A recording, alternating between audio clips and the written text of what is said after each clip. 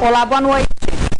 O governador do Amazonas reuniu a imprensa esta manhã para falar da situação dos festivais da Canção de Itacoatiara e de Cirandas de Manacapuru. Sem verba pública para investir em eventos culturais, o Melo garantiu que os dois festivais serão contemplados com patrocínios privados. Mas sugeriu que o Fecane seja adiado para outubro. Na semana passada, os organizadores chegaram a anunciar o cancelamento do festival realizado em Carlos. Ao lado do secretário de Cultura do Estado, Robério Braga, o governador José Melo destacou mais uma vez a situação financeira desfavorável que o Estado e o país inteiro vem passando este ano. Nós é como se fôssemos um trabalhador que ganhasse R$7 mil, de repente perdesse o emprego de 7 mil, mas encontrou um de 4.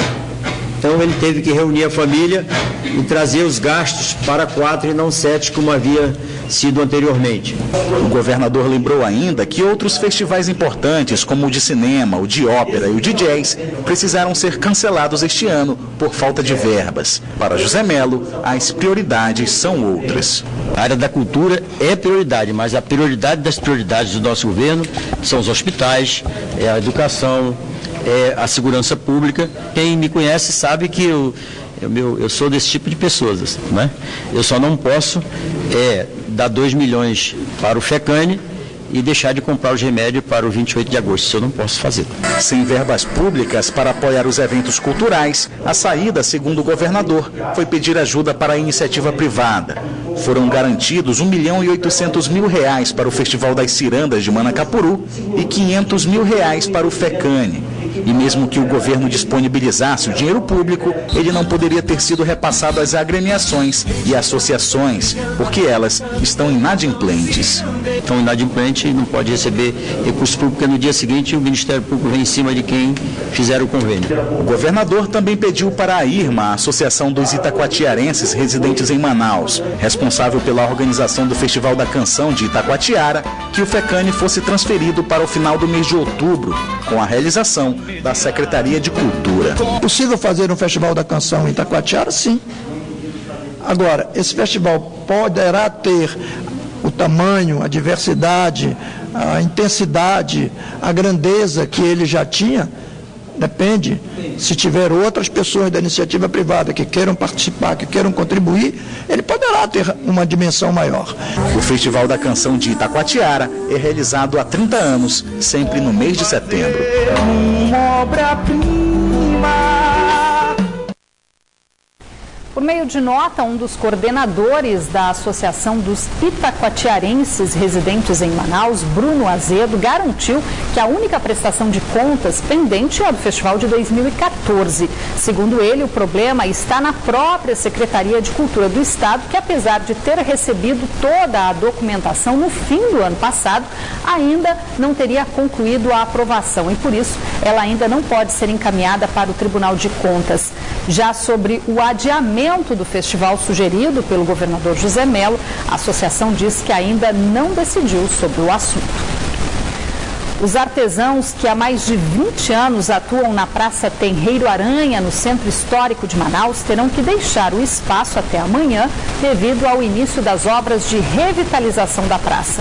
De acordo com a Prefeitura, o projeto também prevê restauros no entorno do Mercado Municipal Adolfo Lisboa. As duas obras integram o PAC Cidades Históricas, que já tem 4 projetos em andamento, num total de 10. De artesanato. Dona Ivone é uma das fundadoras da Feira de Artesanato que há cerca de 20 anos também se transformou em um atrativo para os turistas. Para ela, o trabalho representa toda uma trajetória de vida. A saída sempre assim deixa um baque, né? Porque a gente já tem as nossas raízes aqui, nós criamos os nossos filhos aqui. O artesanato é uma coisa importante na nossa economia. Mas agora, a Praça Tenreiro Aranha, no centro histórico de Manaus, será restaurada. O projeto de revitalização do espaço prevê o resgate da arquitetura utilizada na década de 1920. O objetivo é trazer de volta o passeio público, oferecendo um espaço para a contemplação. Mas, para isso, o local precisa ser desocupado. 45 permissionários que representam uma categoria de aproximadamente 5.000 artesãos no Amazonas terão que deixar o local, também conhecido como Praça do Índio. Pela manhã, no lançamento das obras, o prefeito Arthur Neto garantiu que os permissionários serão realocados para outros espaços sem serem prejudicados. Eu dizia que o futuro incerto era o de hoje. O futuro certo é o de amanhã, quando eles tiverem a condição deles elevada, a condição de microempresários, com o nosso apoio, com isenção de tributos, com local certo para trabalhar, abrigados da chuva, enfim.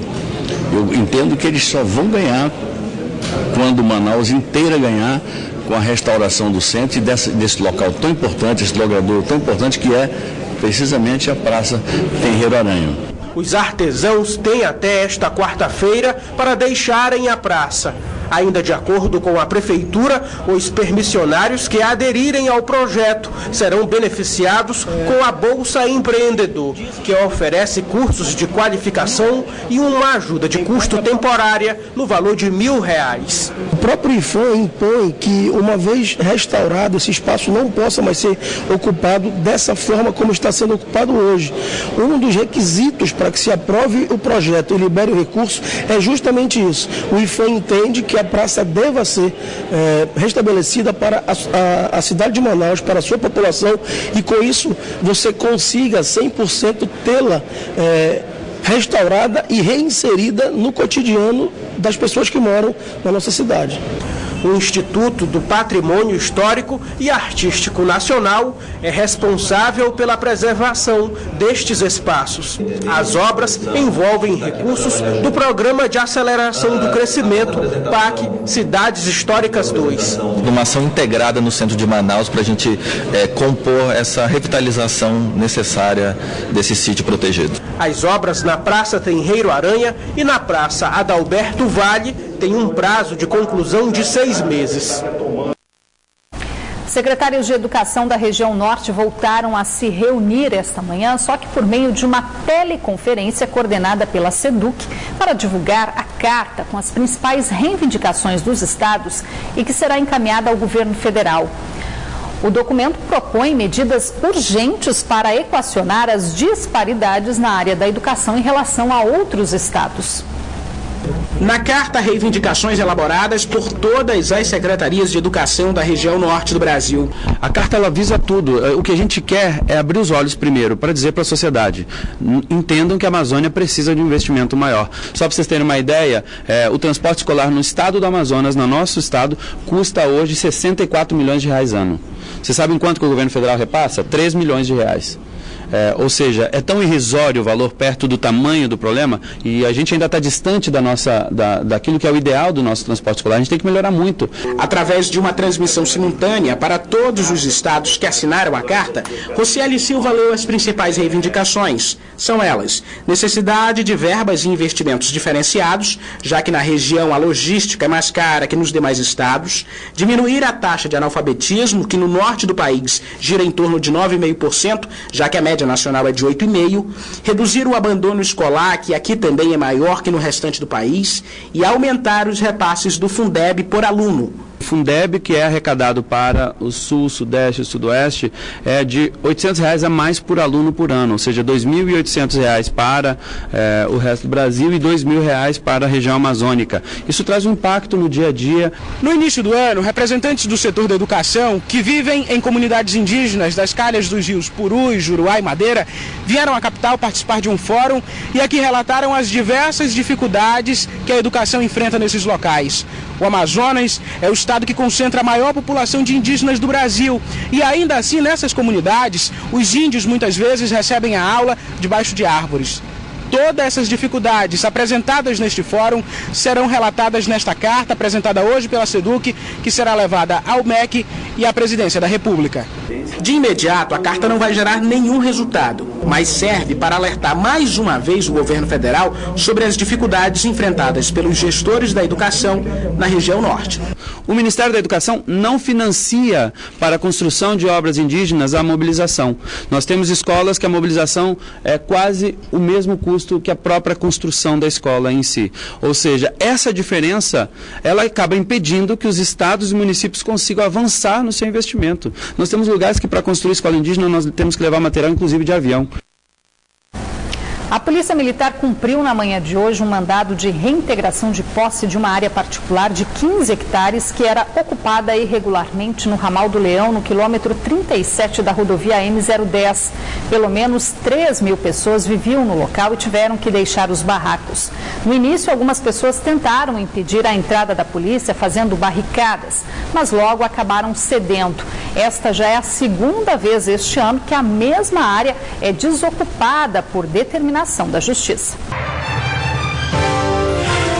Um casal foi assaltado no início da tarde de hoje dentro do estacionamento de um hospital particular na zona centro-sul de Manaus. Minutos antes, as vítimas haviam deixado uma agência bancária na zona norte, de onde sacaram uma quantia em dinheiro. O assalto aconteceu por volta de 1h30 da tarde no estacionamento deste hospital que fica na Avenida Boulevard Álvaro Maia, no centro de Manaus. De acordo com a polícia, o assalto foi cometido por 2 homens que estavam em uma motocicleta. Segundo os policiais que atenderam a ocorrência, os 2 suspeitos seguiram o casal que tinha acabado de fazer um saque em uma agência bancária no bairro Cidade Nova, zona norte de Manaus. As vítimas estavam de carro e foram ao hospital fazer uma consulta. Quando eles entraram no estacionamento do hospital, os bandidos anunciaram o assalto. Fizeram abordagem, roubaram informações de uma quantia de aproximadamente R$800. Foi muito rápido. Eles chegaram, abordaram, levou mais ou menos acho que 2 minutos, assim, no máximo. Foi bem rápido, efetuaram o assalto e saíram. Imagens do circuito interno de segurança do hospital registraram a ação dos bandidos. Mesmo assim, a polícia não conseguiu identificar a dupla. A direção do hospital informou que durante a ação criminosa ninguém ficou ferido e que o atendimento aos pacientes não foi prejudicado. Um mototaxista de 24 anos morreu no início da tarde de hoje depois de ser baleado com 3 tiros no bairro Santa Etelvina, zona norte da capital. De acordo com a polícia, o autor dos disparos fez uma corrida com a vítima antes do crime e fugiu em um carro que dava cobertura. Nada foi levado do mototaxista, que também não tinha passagens pela polícia. Até o momento, ninguém foi preso. As secretarias de Produção Rural e de Educação do Estado concluíram hoje um projeto piloto que pretende levar capacitação técnica a agricultores de 10 municípios do Estado. Todo o curso foi ministrado via teleconferência. Desta vez, 400 pessoas aprenderam sobre o cultivo da banana. A banana prata que você tem aqui, vem da onde? Vem de Boa Vista. Mas tem outros estados também que produzem para cá, não é? Sim, tem o estado do Pará, vem do Acre também, né? Vem da Bahia muitas vezes, quando falta mesmo, né? Quase 100% de toda a banana prata que o amazonense consome não é cultivada no estado, elas vêm de fora. A justificativa dos engenheiros agrônomos é que o solo daqui é muito ácido e por isso as plantações da qualidade prata não resistem. Diferente da banana pacovan cultivada no Amazonas, que chega às feiras e mercados de Manaus com mais frequência. No entanto, a produção poderia ser maior se não fosse a falta de capacitação técnica dos agricultores. A Secretaria de Produção Rural do Estado, em parceria com o Centro de Mídias da SEDUC, realizou um curso de 3 semanas para explicar sobre como as bananeiras devem ser plantadas. Falamos sobre essas questões de escolha de área, de como se dá o espaçamento, como se planta, os métodos de propagação dessas plantas, as principais pragas e doenças que envolvem essa cultura da banana. Aqui na capital, os professores. Do outro lado da tela, 400 agricultores alunos em salas de aulas espalhadas por 10 municípios do Amazonas. Hoje foi o último dia de curso. O projeto piloto deu certo e vai continuar em definitivo. Deu certo, a procura foi imensa, nós tivemos que ampliar as nossas salas de interação em vários municípios e outros já estão inscritos para também receberem esse mesmo curso e outros no mesmo formato. As próximas edições dos cursos agora devem beneficiar mais 30 municípios. Nós teremos curso de mecanização, boas práticas de piscicultura em tanque escavado, Nós teremos boas práticas para o cultivo da mandioca, dentro da fruticultura, o açaí. As inscrições poderão ser feitas nas unidades da CEPRO e do IDAM, o Instituto de Desenvolvimento Agropecuário e Florestal Sustentável do Amazonas. E vamos conferir agora a previsão do tempo para esta quarta-feira, os detalhes no mapa.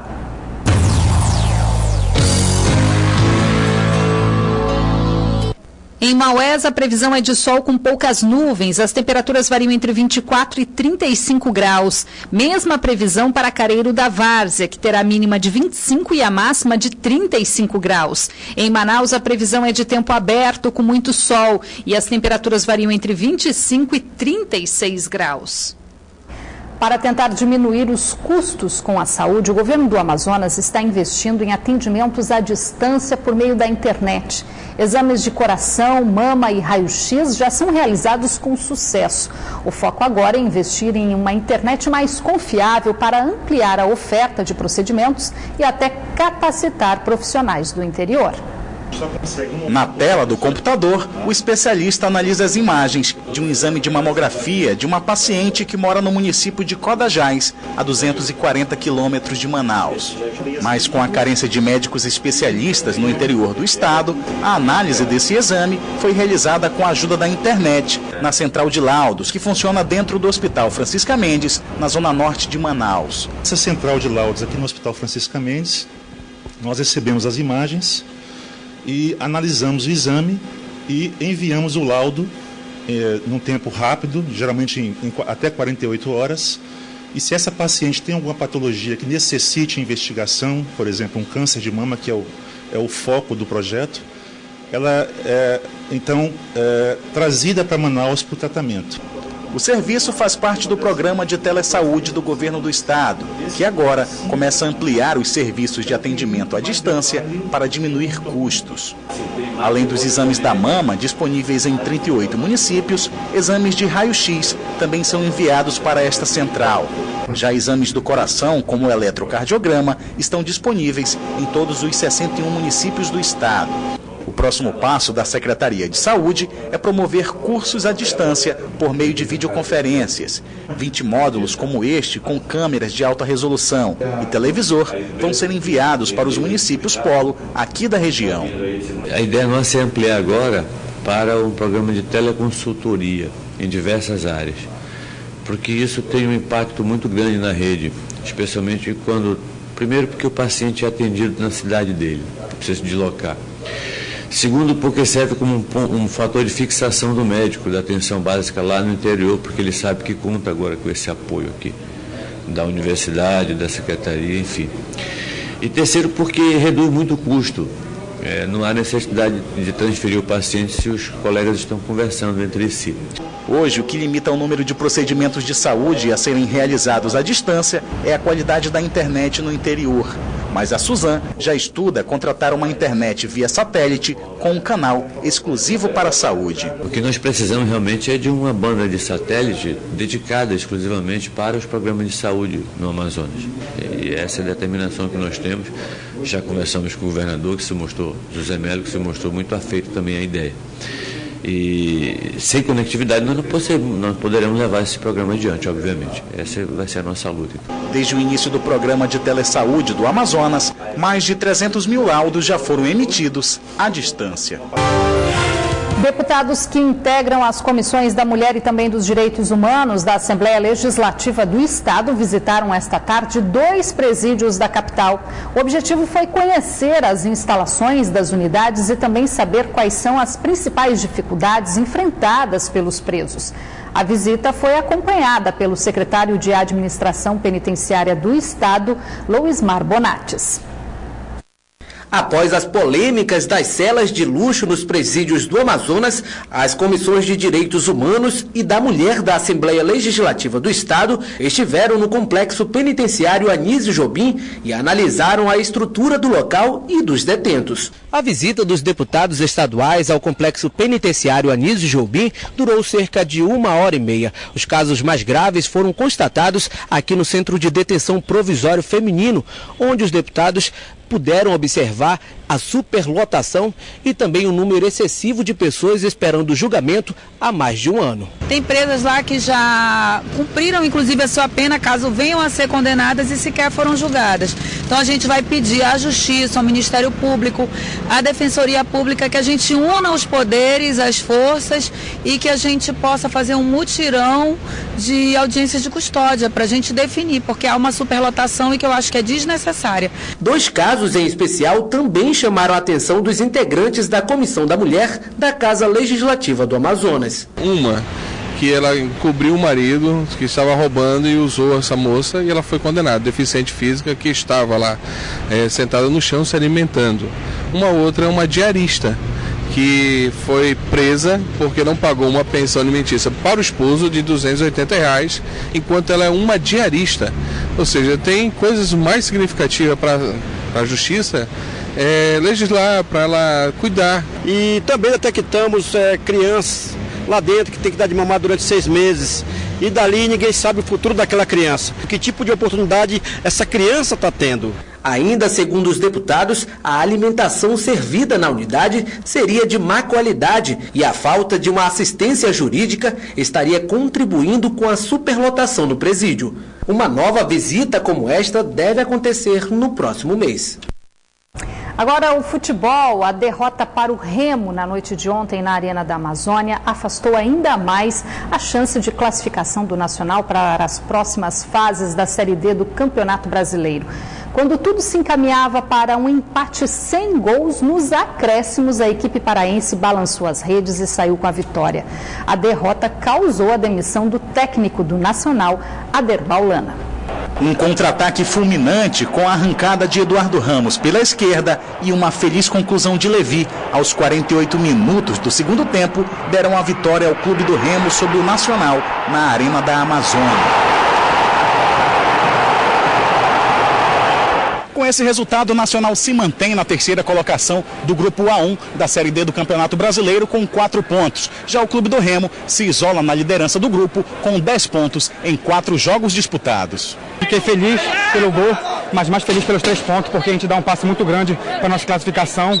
A partida, como já se esperava, foi equilibrada desde o início. Aos 4 minutos, Léo Paraíba, ex-princesa do Solimões, arriscou de perna esquerda, mas a bola estufou a rede pelo lado de fora. Minutos depois foi a vez do Nacional. Peter passou pelos marcadores e obrigou o goleiro do Remo a efetuar uma bela defesa. A partida também foi marcada por um show de cartões amarelos. Foram 7 para o Nacional e 5 para o Remo. E quando a equipe paraense começou a ter as melhores chances de gol, o técnico do Nacional fez uma substituição ainda no primeiro tempo para tentar parar o camisa 10, Eduardo Ramos, que quase marcou neste chute rasteiro pela esquerda. No segundo tempo foi o chamado Laika. Pelo Remo, Léo Paraíba arriscou um chute forte de fora da área. O Nacional, com o André Luiz, deu troco. Quando a defesa do Nacional deu bobeira e o volante Denis precisou salvar o gol dentro da pequena área, minutos depois, o zagueirão Maurício Leal, de cabeça, quase manda para as redes. Mas não teve jeito. Os mais de 11 mil torcedores presentes viram mais uma vez o Remo se dar bem em cima do Nacional, em plena Arena da Amazônia. Um jogo muito difícil, a equipe nacional com muita qualidade, nos causou dificuldade, mas a gente soube aproveitar a oportunidade e estamos levando os 3 pontos. Agora é esquecer o Remo. Eu acho que concorrente direto nosso hoje é o Rio Branco. É o Rio Branco e a gente vai ter um jogo para matar eles aqui, entendeu? Mas tomara que a nossa equipe possa reencontrar as vitórias. E ontem mesmo a diretoria do Nacional confirmou o nome de Paulo Morgado como novo treinador do Leão da Vila Municipal. O Band Cidade fica por aqui. Para rever esta edição, acesse band.com.br/Amazonas. E a Band Amazonas também está nas redes sociais. Você pode acompanhar a nossa programação pelo Facebook e pelo Twitter. Amanhã tem futebol aqui na tela da Band, por isso o Band Cidade será exibido 1 hora mais cedo, 10 para 6 da noite. Fique agora com as notícias do Brasil e do mundo no Jornal da Band. Boa noite para você.